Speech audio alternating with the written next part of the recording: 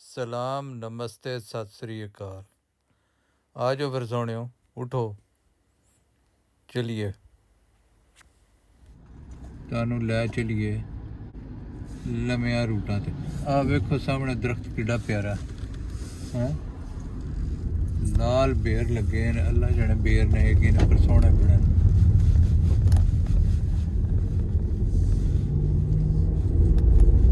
ਝੜੀ ਦਾ ਅੱਜ 5ਵਾਂ ਦਿਨ ਹੋ ਗਿਆ।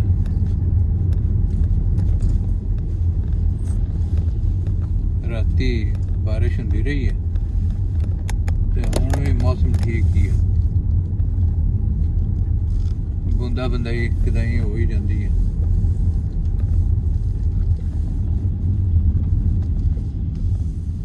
ਅੱਛਾ, ਮੈਂ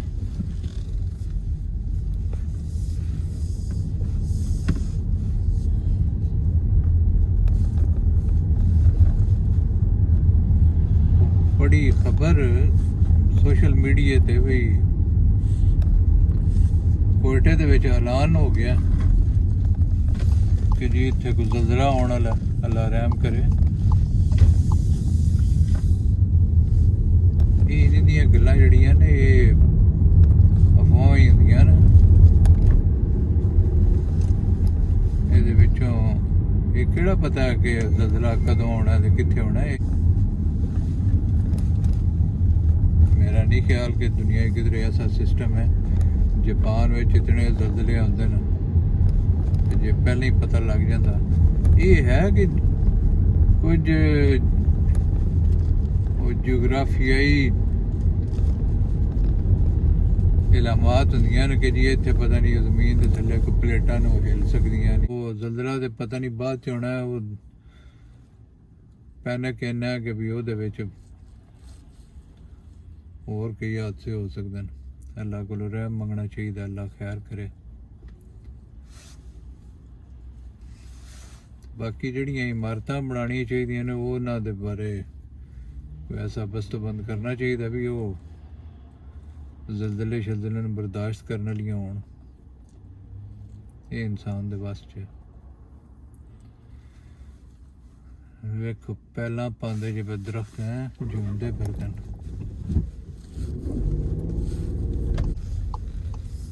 हाँ, नीली गड्डी खलो गई है क्यों जो मेरे उस सज्जे हथ ते उस खलोना है।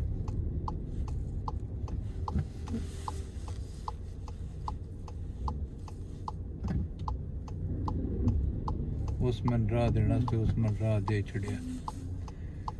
इस सड़क दे उत्ते ना कोई काम हुंदा है पिया।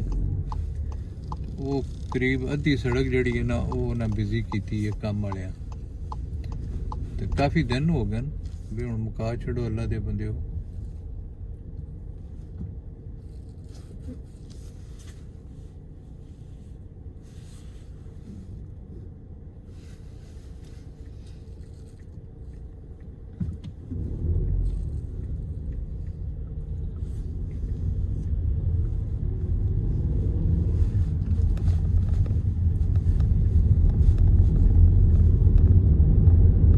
वेखे जे बदल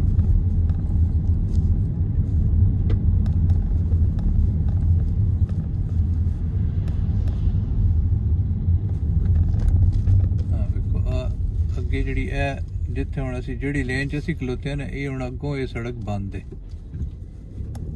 ਇਹਨੇ ਅੱਧੇ ਹਿੱਸੇ 'ਚ ਕੰਮ ਪਿਆ ਹੁੰਦਾ ਤੇ ਜਿਹੜੀ ਇਹ ਸੱਜੇ ਹੱਥ ਸੜਕ ਇਹ ਆਉਣ ਜਾਣ ਦੋਵਾਂ ਵਾਸਤੇ ਵੀ ਇਸਤੇਮਾਲ ਹੁੰਦੀ ਹੈ। ਤੇ ਇੱਥੇ ਫਿਰ ਉਹਨਾਂ ਨੇ ਵਕਤੀ ਤੌਰ ਤੇ ਲਾਈਟ ਲਾ ਕੇ ਇਸ਼ਾਰਾ ਲਾ ਛੱਡਿਆ ਤੇ ਹੁਣ ਅਸੀਂ ਖਲੋ ਰਹੇ ਹਾਂ। ਜਦ ਸਾਡੀ ਬੱਤੀ ਜਿਹੜੀ ਉਹ ਗ੍ਰੀਨ ਹੋਣੀ ਤੇ ਫਿਰ ਅਸੀਂ ਲੰਘਣਾ।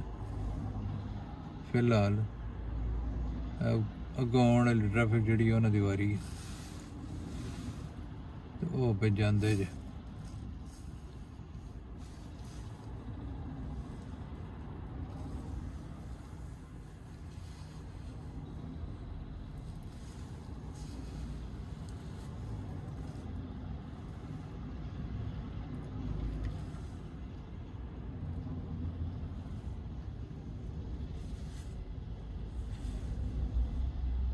ਅੱਜ ਮੈਂ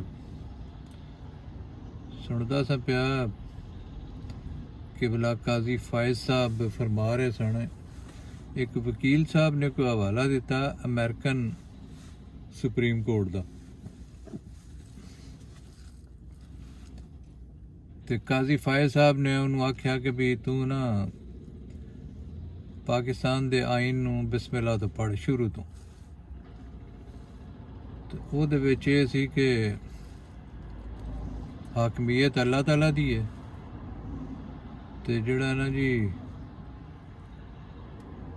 ਆਇਨ ਜਿਹੜਾ ਉਹ ਕੁਰਾਨ ਦੇ ਮੁਤਾਬਕ ਹੋਏਗਾ, ਕੁਰਾਨ ਸੁਨਨਤ ਦੇ।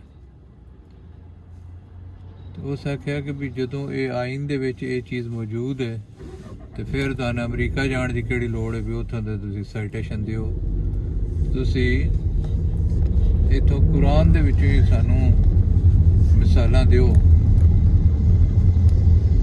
ਕਿ ਜੀ ਉਹ ਕੁਰਾਨ ਦੇ ਵਿੱਚ ਇੱਕ ਮੁਸ਼ਾਵਰਤ ਕਰਕੇ ਤੇ ਫੈਸਲੇ ਕਰਿਆ ਕਰੋ। ਤੇ ਉਹ ਗੱਲ ਇੰਝ ਵੀ ਕੁਰਾਨ ਦੇ ਵਿੱਚ ਤੁਸੀਂ ਫੈਸਲਾ ਕਰਕੇ ਤੇ ਸੂਦ ਨੂੰ ਹਰਾਮ ਕਰਾਰ ਦੇ ਚੁੱਕੇ ਹੋ, ਲੇਕਿਨ ਕਿਆ ਤੁਸੀਂ ਕੁਰਾਨ ਨੂੰ ਸੁਣਦੇ ਮੰਨਦੇ ਵੀ ਹੋ? ਤੁਸੀਂ ਤੇ ਇੱਕ ਅਜੀਬ ਤਮਾਸ਼ਾ ਬਣਾਇਆ ਹੈ ਵੀ ਕਾਨੂੰਨ ਜਿਹੜਾ ਹੈ, ਆਇਨ ਜਿਹੜਾ ਹੈ, ਉਹਦੇ ਵਿੱਚ ਹਾਕਮੀਅਤ ਤੁਸੀਂ ਅੱਲਾ ਦੀ ਮੰਨਦੇ ਹੋ, ਲੇਕਿਨ ਅਦਰਵਾਈਜ਼ ਤੁਸੀਂ ਹਾਕਮੀਅਤ ਜਿਹੜੀ ਉਹ ਅਸੈਂਬਲੀ ਦੀ ਮੰਨਦੇ ਹੋ। ਤੇ ਜਿਹੜਾ ਕੁਰਾਨ ਆਖੇ ਉਹ ਚਿੱਟੇ ਤੇ ਉਹ ਜ਼ੁਲਮ ਹੁੰਦਾ ਰਹੇ, ਉਹ ਸਾਡੀ ਮਰਜ਼ੀ ਹੈ। ਉਹ ਫਿਰ ਆਖਿਆ ਕਾਜ਼ੀ ਸਾਹਿਬ ਨਾਲ ਫਰਮਾਉਂਦੇ ਨੇ ਕਿ ਇਹ ਤੇ ਮੇਰੀ ਮਰਜ਼ੀ ਹੈ ਜੇ ਮੈਂ ਮੰਨਾਂ ਤੇ ਨਾ। ਅੱਲਾ ਦੇ ਬੰਦੇ ਹੋ, ਜਦੋਂ ਤੁਹਾਡੀ ਇਹ ਮਰਜ਼ੀ ਹੈ ਤੁਸੀਂ ਮੰਨਣਾ ਤੇ ਨਹੀਂ ਮੰਨਣਾ, ਤੇ ਫਿਰ ਏਡੀ ਕੁਰਾਨਦਾਨੀ ਦਾ ਇਲਮ ਵਿਖਾਉਣ ਦੀ ਲੋੜ ਕਿਹੜੀ ਹੈ? ਕੁਰਾਨ ਨੂੰ ਤੇ ਅਸੀਂ ਰੱਖਿਆ ਬਸ ਚੁੰਮਣ ਚੱਟਣ ਵਾਸਤੇ, ਬਾਕੀ ਸਾਰਾ ਕੁਝ ਜਿਹੜਾ ਨਾ ਉਹ ਫੈਸਲੇ ਜਿਹੜੇ ਨੇ ਉਹ ਕਾਜ਼ੀ ਸ਼ਰੀਆਰ ਦੁਨੀਆਦਾਰੀ ਦੇ ਪਾਉਂਦੇ ਨੇ।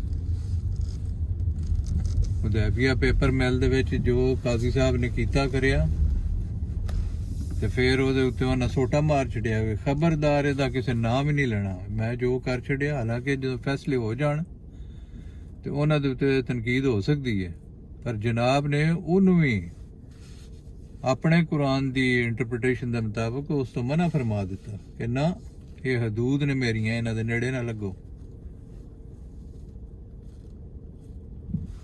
ਹਰ ਬੰਦੇ ਨੇ ਆਪਣੀ ਮਰਜ਼ੀ ਦਾ ਇਸਲਾਮ ਬਣਾਇਆ, ਆਪਣੀ ਮਰਜ਼ੀ ਦਾ ਕਾਨੂੰਨ ਬਣਾਇਆ, ਤੇ ਫਿਰ ਸਮਝਦੇ ਨੇ ਕਿ ਇੱਥੇ ਬੜਾ ਚਮਤਕਾਰ ਹੋਣ ਦੇ।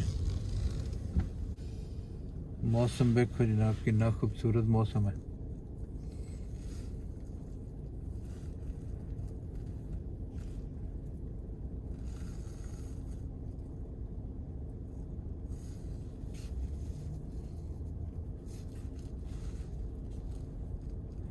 ਹੋਰ ਤੁਸੀਂ ਸੁਣਾਓ ਆਪਣੇ ਦੇਸਾਂ ਦੀ ਜਨਾਬ ਕੀ ਹਾਲ ਹੈ?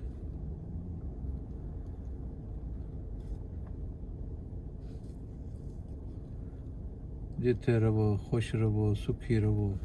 ਅੱਲਾਹ ਤਾਲਾ ਤੁਹਾਨੂੰ ਆਪਣੀ ਹਿਫਜ਼ੋ ਅਮਾਨ ਚ ਰੱਖੇ, ਆਸਾਨੀਆਂ ਦੇ, ਤੇ ਜ਼ਾਲਮ ਹੋਣ ਤੋਂ ਤੇ ਮਜ਼ਲੂਮ ਹੋਣ ਤੋਂ ਦੋਵਾਂ ਤੋਂ ਮਹਿਫੂਜ਼ ਰੱਖੇ।